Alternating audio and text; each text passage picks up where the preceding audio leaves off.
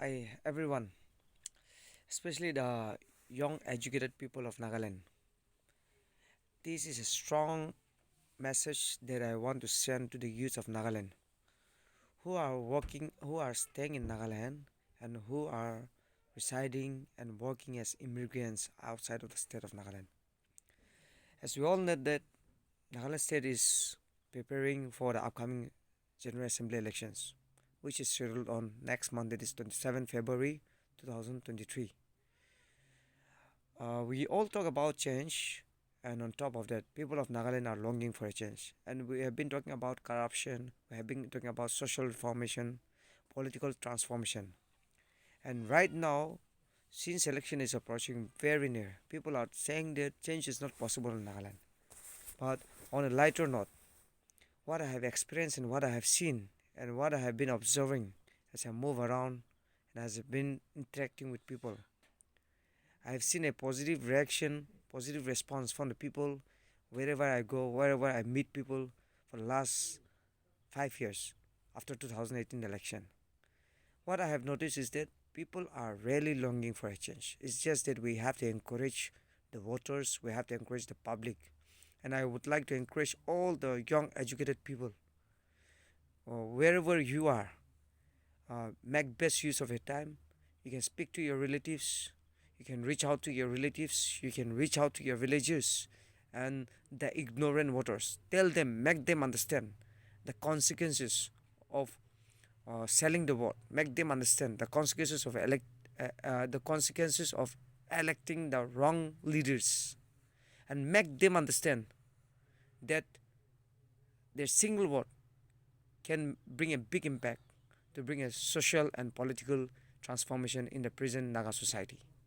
We all can play a very important role, we all can play a very vital role, and your little participation, your little efforts being made where you can exercise your brain, we can exercise your intellect. And those things, when put into the right thing, can really bring an impact. Those who are very good in social media, those who are very good in interaction, those who are very good in reaching out to the people, reach out because time is very less.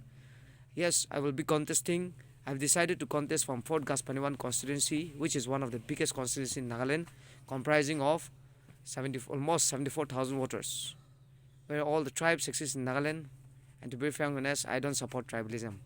I would love to work for the unity of the people of Nagaland. I would love to work for the people, unity for all the tribes living in my constituency. And maybe I believe that through such efforts, the unity and peace can be prevailed across the state of Nagaland, starting from my constituency, Gaspaniwan.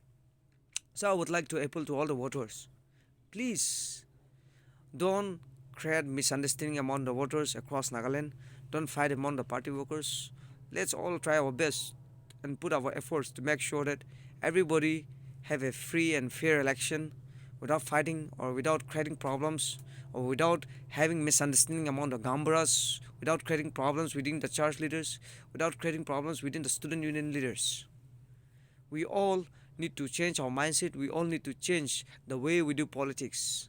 We are a Christian state. We are all intellectuals. We are all like-minded people in Nagaland, and people are much more educated. Civilization is moving ahead, and the small efforts and the positive energy, positive messages that we create today will create an impact, will create a state which will be very much safer for the coming generations to live in. And the misunderstandings and the problems that has been going on post-election, after election, in all the constituencies, between the Grambras, between the student union leaders, where the candidates gets interfered in most of the issues. I think those things should be discouraged.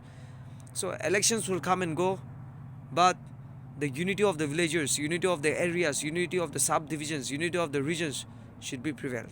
So whichever candidates comes in, I wish them all the best, and let's all encourage that the voters don't sell their votes. Let's all encourage that the voters elect the right leaders. Let's all encourage that the voters will also exercise their brains. And I want to appeal to all the voters, young people who are living outside the state of Nagaland and who are living outside of their constituencies. Make efforts to travel down to your own constituency by making sure that you vote and participate for the right leader. Because when you don't go and vote and participate, somebody will misuse your voting card, somebody will use it as a proxy voting, and might not vote as per your choice, might not vote according to what you desired and long for Nagaland to change. This coming in general election, let's be a history maker, and I wish you all the best. I myself, I am Akavi and Zhimomi, intending candidate from Fort Gas Paniwan constituency, which is one of the biggest constituencies in Nagaland, and I wish you all the best. And I will also need the support uh, of the voters to vote for me if you think that I can represent your people in my constituency, in our constituency, where we can all put our minds together to work for the unity of all the tribes living from in my constituency. I wish you all the best to all the voters. Make peace and make love with one another. Thank you so much with regards. Akavi and Zhimomi, Dimapur, Kaspani 1 constituency.